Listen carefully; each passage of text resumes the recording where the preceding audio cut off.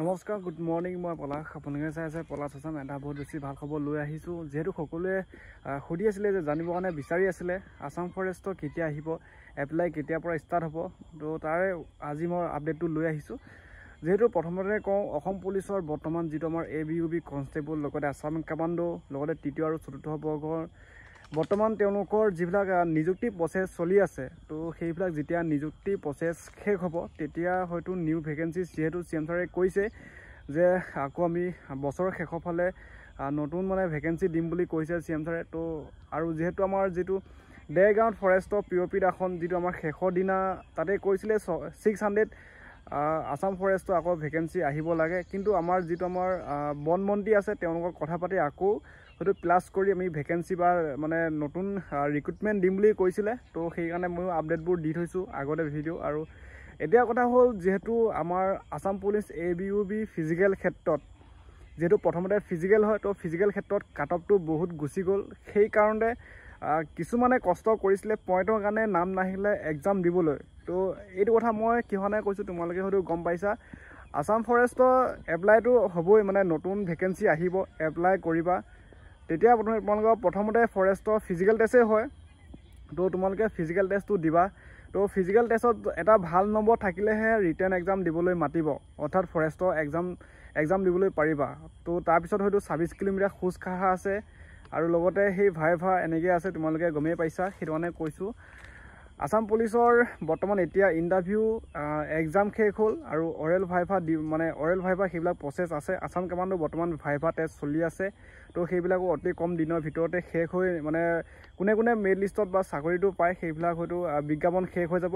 তাৰ লগে লগে আমাৰ CM ছাৰে হয়তো ক'বই যে আমি অমুক তাৰিখৰ পৰা আকৌ নিউ এপ্লাই ষ্টাৰ্ট হৈ গ'ল, তোমালোকে এপ্লাই কৰিব পাৰিবা বা ইমান ভেকেঞ্চি আহিছে, সেইটো আপডেট দিবই। তথাপি আমি নিজে কষ্ট কৰিব লাগিব যে আছাম ফৰেষ্টৰ কাৰণে যিহেতু আমি লাগি আছোঁ, তো সেইকাৰণে নতুন ভেকেঞ্চি আহিব খাটাং। আমি ফিজিকেল টেষ্ট যাতে এটা ভাল নম্বৰ পাওঁ বা এক্সাম দি কোৱালিফাই হওঁ বা মেৰিট লিষ্টত নাম আহে, চাকৰিটো হৈ যায়। তো সেইটো কাম কৰিবলৈ এতিয়াৰ পৰা আমি কষ্ট কৰিব লাগিব। আজিৰ তাৰিখৰ পৰা তোমালোকে যদি ফিজিকেলৰ কাৰণে কষ্ট কৰা, প্ৰেক্টিচ কৰি থাকা, তো সেই সময়লৈ ধুনীয়াকৈ ফিজিকেল কোৱালিফাই হৈ ৰিটেন এক্সামৰ কাৰণে এতিয়াৰ পৰাই পঢ়িব লাগিব। কাৰণ এতিয়া যোনসকলে ABUB ফাৰ্ষ্ট টাইম দিছে তেওঁলোকে হয়তো গমেই পাইছে পেপাৰ কেনেকুৱা হৈছে।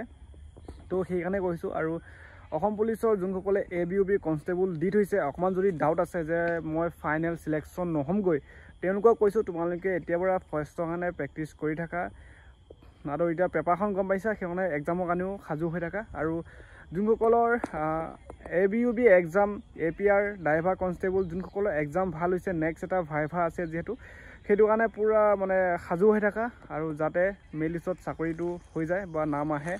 তো আছাম ফৰেষ্টৰ নিউ ভেকেঞ্চি, নিউ ৰিক্ৰুটমেণ্ট নিশ্চয় আহিব। CM ছাৰে কৈছে যিহেতু বছৰৰ শেষৰ ফালে দিম বুলি, তো আপডেটটো দিব চেষ্টা কৰিলোঁ। আৰু সকলোৱে যিহেতু কমেণ্ট কৰি আছে যে নিউ ভেকেঞ্চি কাৰ পায়গা, আৰু আছাম কামাণ্ডোৰ বিষয়ে বেছিকৈ কমেণ্ট কৰি আছে। তো আছাম কামাণ্ডো আহে নে ফৰেষ্টৰ আহে নে ABUB আকৌ আহে, তো CM ছাৰে আমাৰ গৃহমন্ত্ৰী তেওঁলোকে জানে, বা সেইকাৰণে কৈছোঁ। কিন্তু আমাৰ দায়িত্ব আমি নিজে ফিজিকেল ক্লিয়াৰ কৰিব লাগিব, যিহেতু ফিজিকেলৰ কাৰণে এতিয়াৰ পৰা সাজু হ'ব লাগিব, আৰু প্লাছ এক্সামৰ কাৰণে পঢ়ি থাকিব লাগিব। আৰু আপডেটটো দিব চেষ্টা কৰিলোঁ। যদি পলাশ আছাম ইউটিউব চেনেলটো প্ৰথমবাৰ চাই আছে, তো ছাবস্ক্ৰাইব কৰি ল'বা, সেই ধৰণৰ চাকৰি খবৰ বাতৰি পাই থাকিবা। আৰু ফৰেষ্টৰ কাৰণে এতিয়াৰ পৰা প্ৰেক্টিচ কৰি থাকা। মই ডাইৰেক্ট কৈছোঁ যে ফৰেষ্টৰ কাট অফো বেছি যাব, যিহেতু ABUB ফিজিকেল টেষ্টত ভয়ংকৰ কাট অফ গুচি গ'ল। ঠিক তেনেকৈ আমাৰ এতিয়া আছাম পুলিচৰ ডিষ্ট্ৰিক্ট ৱাইজ কাট অফ তাতেই বহুত গৈছে, কিন্তু যদি ষ্টেট কাট অফ মাৰাহেঁতি, আছাম পুলিচে হওক ষ্টেট কাট অফ মাৰাহেঁতি আকৌ কাট অফ গুচি গ'ল হয়।